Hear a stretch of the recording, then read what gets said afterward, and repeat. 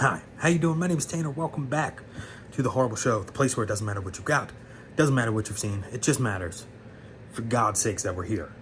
Sometimes that's hard.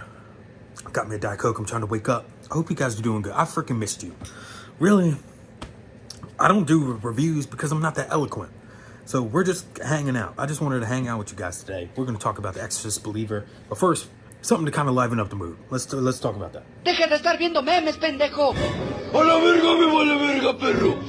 It made me laugh. So, Keek's coming in. She's gonna try to say hi. She's gonna try to be weird. Don't make it weird. Don't make it weird. Don't make it weird for them.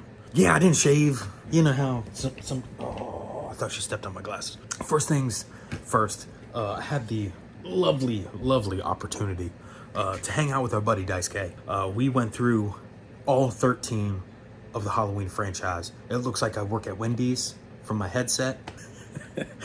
So that video will be over here, and it will also be linked in the description. I had an absolute blast doing the ranking. You get to see where my awful taste go against his impeccable taste on the Halloween franchise. The origin for this video is that this past weekend I also saw Exorcist Believer. Rewatching all the Halloween movies, the last 3 that I watched were the David Gordon Green movies. And Bryn from Horror Hands, you were right.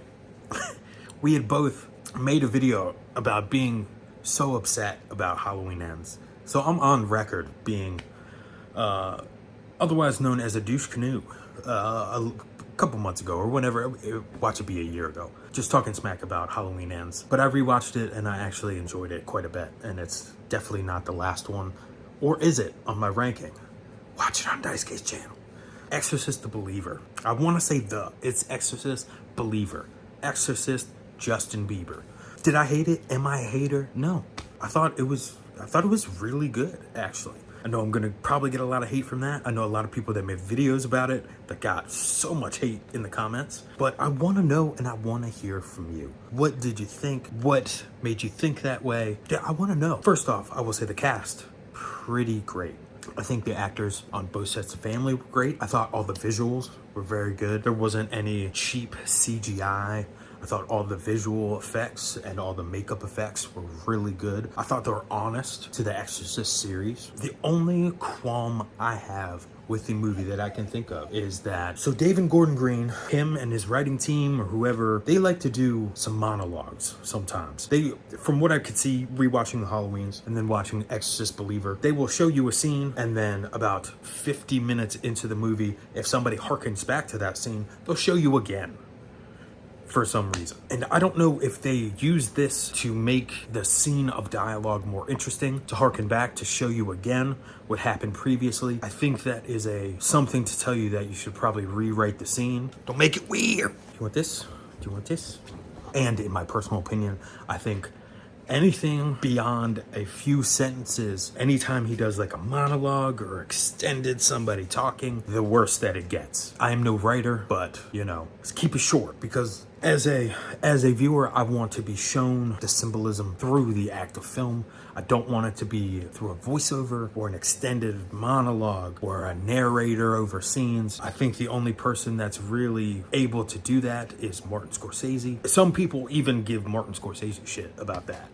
So that's my take on it. And I will say that The Exorcist is probably the original, is probably my second favorite horror movie, right behind Dawn of the Dead. And me, in my own personal viewing experience, I'm trying to, whenever there is a requel or a reboot or a sequel, I am trying to not be so attached to these characters as much, because I think that puts me in the position to start bitching prematurely, because I will.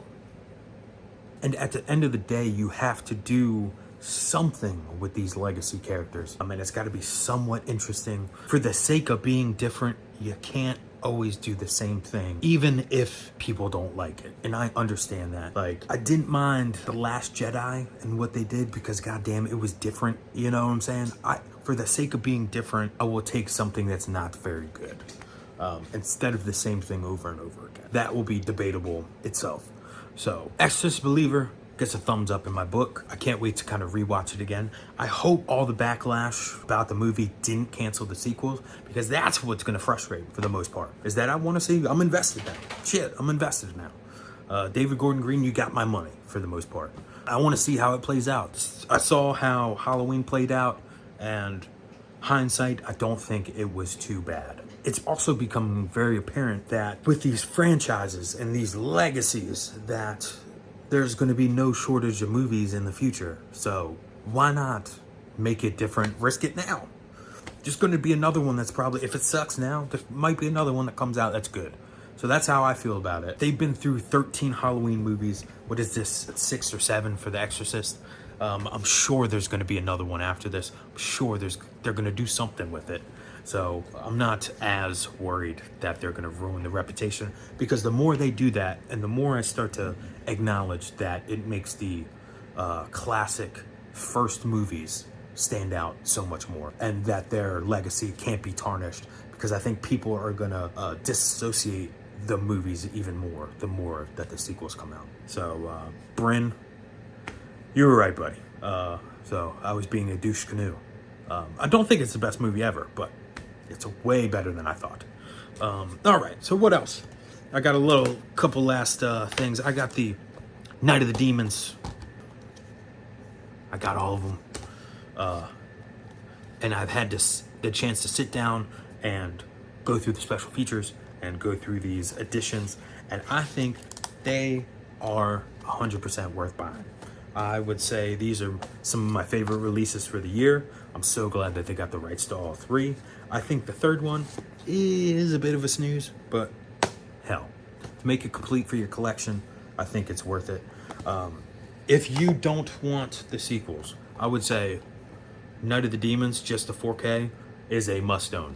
I think if you're a fan of 80s horror movies, it's pretty much like Evil Dead in Hull House. Very, very much so. I think the characters are awesome. I think the music's awesome. I think the effects are great. It's silly, it's stupid, it's enticing. All the words that you can think of. Night of the Demons, 4K, Screen Factory, worth your money. Don't have the money, get it on a sale. It's gonna be right there waiting for you. It's good. That's all I got for today, you guys. I love you. Tell people to love them. Give people hugs. Don't be horrible like us. Kiki, she whining. I don't know why she whining, bro. And if you haven't watched, good friend of the channel, Mr. Daisuke Beppu, his channel is amazing. He's always talking about different films, Criterion Collection. And I will go on record saying that he probably has seen way more horror movies than I have. I got a horror movie channel for the most part, and I'm sure his film knowledge trumps anything. It's crazy, because you'll ask him about something, he's like, oh yeah, this, and this. He'll tell you a little bit of something about it. I'm like, dude, that's fucking crazy. Did you know that? Like, crazy. So, great channel. Watch the Halloween one. It's a long one. I'm gonna shut up. Tell people to love them. Give people hugs. Don't be terrible like us.